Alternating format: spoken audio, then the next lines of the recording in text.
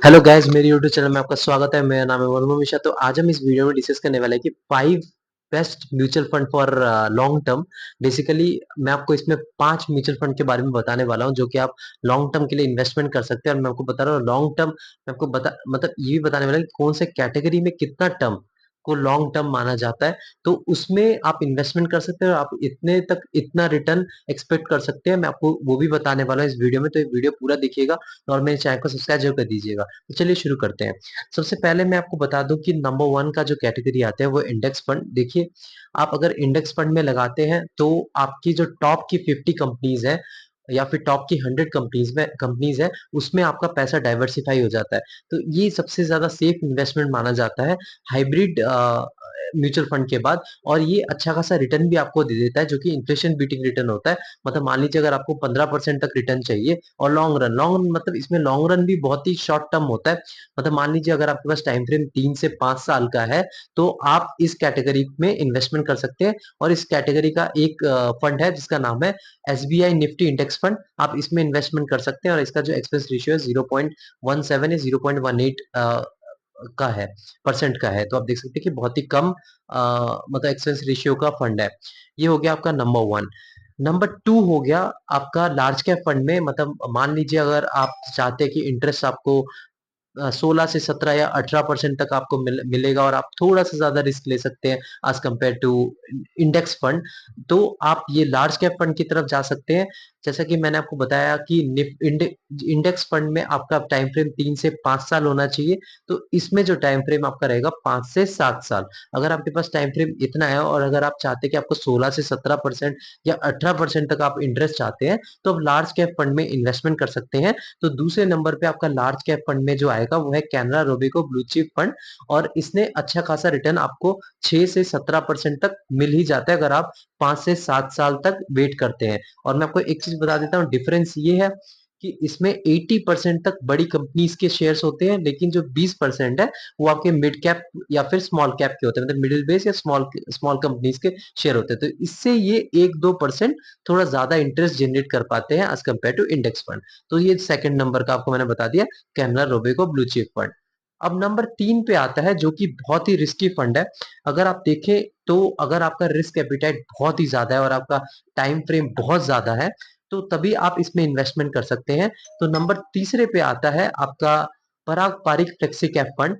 अगर आपके पास time frame 7 से 10 साल तक है, तो आप ये पराग पारिक फ्लेक्सी कैप फंड में इन्वेस्टमेंट कर सकते हैं। बेसिकली इसका जो रिस्क है वो एक मिड कैप फंड के बराबर का रिस्क रहता है।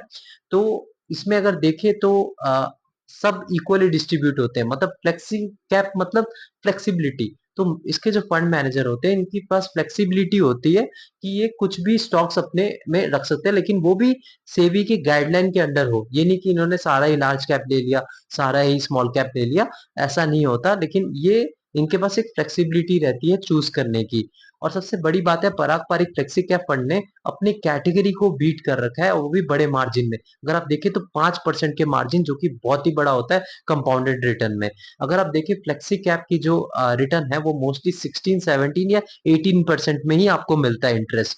लेकिन अगर आप पराग पारिक फ्लेक्सी कैप फंड का देखें तो इसमें 21 से 22% तक का रिटर्न मिल रखा है विद इन 10 ईयर्स। तो ये बहुत ही मैसिव रिटर्न है अगर आप देखें कोई दूसरे फंड के साथ अगर आप कंपेयर करें। तो ये हो गया तीसरा फंड। और सबसे बड़ी बात, एक और चीज बताना भूल गया मैं, इसमें फॉरेन इक्विटीज भी होती है, तो आपको फॉरेन का भी एक्सपोजर अच्छा खासा मिल जाता है। अब नंबर 4 पे आता है हमारा सबसे ज्यादा रिस्की, जो कि स्मॉल कैप फंड है। और मैं नंबर 4 पे 2 स्मॉल कैप फंड के बारे में बताऊंगा, क्योंकि एक फंड अगर मैं बोलूंगा तो ये थोड़ा नाइंसाफी हो जाएगी, क्योंकि ये जो 2 फंड है ना, मैं इनको बराबर में मानता हूँ। तो वो 2 फंड है, वो है एसबीआई स्मॉल कैप फंड और एक्सिस स्मॉल कैप फंड। तो ये बेसिकली दो जो स्मॉल कैप फंड है, इन्होंने बहुत ही अच्छा खासा रिटर्न दे रखा है। अगर आप देखें लॉन्ग रन 10 ईयर्स में इनके रिटर्न जो है वो दोनों के बराबर ही है, 25% तक रिटर्न दे रखा है। तो 25% रिटर्न, जो कि बहुत ही मैसिव रिटर्न है। लेकिन इसमें रिस्क जो है ये बहुत ज्यादा रिस्क होता है। तो अगर आपके पास रिस्क एपिटाइट बहुत हाई है और अगर आपके पास टाइम फ्रेम 10 से 15 साल है, तो तभी आप इसमें इन्वेस्टमेंट करिएगा। लेकिन मैं आपको बता रहा हूँ कि मतलब अगर आप इन्वेस्टमेंट करना चाहते हैं तो सारा अपना पैसा इसी में मत लगाइएगा। आप एक छोटा पोर्शन इसमें लगा सकते हैं। और मैं आपको बता रहा हूँ तो होगा क्या कि आपका जो आपने जो लार्ज कैप फंड में लगा रखा है पैसा या निफ्टी इंडेक्स फंड में जो मैंने आपको टॉप के बताए, उसमें अगर आपका पैसा जो 15 से 16 या 17% आपको मिल रहा है, यहाँ पे अगर 20 से 25% तक मिल जाता है, तो आपका जो अमाउंट है वो थोड़ा एक्सेलरेट हो जाएगा, थोड़ा-सा आप उसको बढ़ा पाएँगे। मतलब जो अपना अमाउंट है और 20% तक एवरेज आउट कर पाएँगे। और अगर भी आपका कोई प्रॉब्लम आता है उस फंड में, तो आप क्या है कि आपका जो ऑलरेडी आपने इन्वेस्टमेंट है निफ्टी या फिर जो इंडेक्स फंड है या फिर लार्ज कैप फंड है, इमरजेंसी टाइम में आप उसको यूज कर सकते हैं, क्योंकि 5 से 6 साल में वो डेफिनेटली आपको रिकवरी करके ठीक ठाक सा रिटर्न दे देते हैं। अब ये हो गया आपको मैंने चौथा पॉइंट। तो आप ये दोनों फंड का रिसर्च करके इस पे आप इन्वेस्टमेंट कर सकते हैं। लेकिन एक चीज ध्यान रखें, इन दोनों फंड का आप ओवरलैप भी चेक कर लीजिए। ये नहीं कि मैंने बता दिया और आपने ये दोनों फंड में इन्वेस्टमेंट कर दिया, क्योंकि आपको ओवरलैप चेक करना भी जरूरी होता है। अगर मान लीजिए इन इन दोनों का जो पोर्टफोलियो अगर ओवरलैप कर रहा है और आपने दोनों में ही इन्वेस्टमेंट कर दिया, तो ये कोई फिर तो कोई यूज ही नहीं हुआ। ये हो गया नंबर 4 का। नंबर 5 का देखिए, ये जो है ये बहुत ही ज़्यादा रिस्की फंड है। ये भी मैं इसको भी स्मॉल कैप फंड के बराबर ही रिस्की मानता हूँ। अगर मान लीजिए आपका टाइम फ्रेम 10 साल तक है, तभी आप इसमें इन्वेस्टमेंट कर सकते हैं, क्योंकि इसकी जो वॉलेटिलिटी होती है, ये बहुत ही मैसिव होती है और मैंने खुद फेस कर रखा है। मतलब विद इन 1 या 2 मंथ में आपको म्यूचुअल फंड में 20 से 25% तक का गिराव दिखता है, जो कि बहुत ज़्यादा होता है as compare to any fund. मतलब अगर आप देखें स्टॉक्स में 10% 15% अगर ऊपर नीचे हो रहा है, तो उसमें कोई बड़ी बात नहीं है। लेकिन म्यूचुअल फंड में अगर 20 से 25% तक की आपकी वॉलेटिलिटी देखने को मिल रही है, तो ये बहुत बड़ी बात रहती है। तो इसमें वॉलेटिलिटी बहुत फेस करना पड़ता है, लेकिन आप इसमें इन्वेस्टमेंट कर सकते हैं। तो नंबर 5 का जो रहता है, वो है हमारा आईसीआईसीआई प्रूडेंशियल का डिजिटल फंड या फिर टाटा डिजिटल फंड, जो कि बेसिकली आईटी रिलेटेड फील्ड, जो कि टेक्नोलॉजी रिलेटेड फील्ड में इन्वेस्टमेंट करती है। तो इसमें सारी जो होती है वो आईटी सेक्टर के पे ही इन्वेस्टमेंट होता है। तो आईटी सेक्टर बेसिकली इसमें मैं बुलिश इसलिए हूँ, क्योंकि टेक्नोलॉजी कभी पीछे नहीं जा सकती।